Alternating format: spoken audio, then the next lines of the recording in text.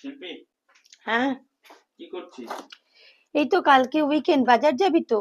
হ্যাঁ, তা তো যেতে তো হবে। দেখে নি ফ্রিজে কি কি আছে। ওকে, কাঁচা কলা আছে, পটল আছে আর আলু আছে। ওই দিয়ে সিম্পল ঝোল বানিয়ে দে। কাতলা মাছও আছে। একদম। তাহলে কাতলা মাছের ঝোল ওই দিয়ে বানিয়ে দিই, সবজিগুলো শেষ হয়ে যাবে। একদম। চলো, প্রথমে আলু, পটল আর কাঁচা কলা লম্বা লম্বা করে কেটে ধুয়ে রাখলাম। এবার 3 পিস কাতলা মাছ নিয়ে নুন, হলুদ আর কাঁচা তেল মাখিয়ে একটুখানি রেখে দিয়েছিলাম 5 মিনিট মতন। তারপরে কড়াইতে তেল গরম করে মাছগুলো ভালো করে ভেজে তুলে নিলাম। এবার ওই তেলের মধ্যেই পটল আর কাঁচা কলাটাও নুন হলুদ মাখিয়ে ভেজে তুলে রাখলাম। এবার একটা মশলা বানিয়ে নেবো। নিয়েছিলাম 2টো শুকনো লঙ্কা, 3টে কাঁচা লঙ্কা, আদা, জিরে আর কিছুটা মৌরি। এই দিয়ে একটা পেস্ট বানিয়ে রাখলাম। এবার তেলের মধ্যে রাঁধুনি আর শুকনো লঙ্কা ফোড়ন দিয়ে তার মধ্যে আলুগুলো দিয়ে একটু ভেজে নিয়ে এবার ওই বাটা মশলাটা দিয়ে দিলাম। একটুক্ষণ কম আঁচে কষিয়ে নিয়ে তারপরে দিলাম নুন, হলুদ আর কুচি করে রাখা টমেটো।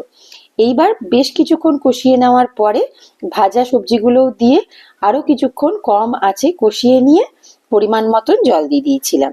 এবার জলটা একটু ফুটে উঠলে পরে যখন সবজিগুলো সেদ্ধ হয়ে যাবে সেই সময় মাছটা দিয়ে আরো কিছুক্ষণ 2 থেকে 3 মিনিট মতন ঢাকা দিয়ে ফুটিয়ে নিয়ে ওপর থেকে চেরা কাঁচা লঙ্কা ছড়িয়ে নামিয়ে নিলে রেডি হয়ে যাবে এই সবজি দিয়ে পাতলা কাতলা মাছের ঝোল।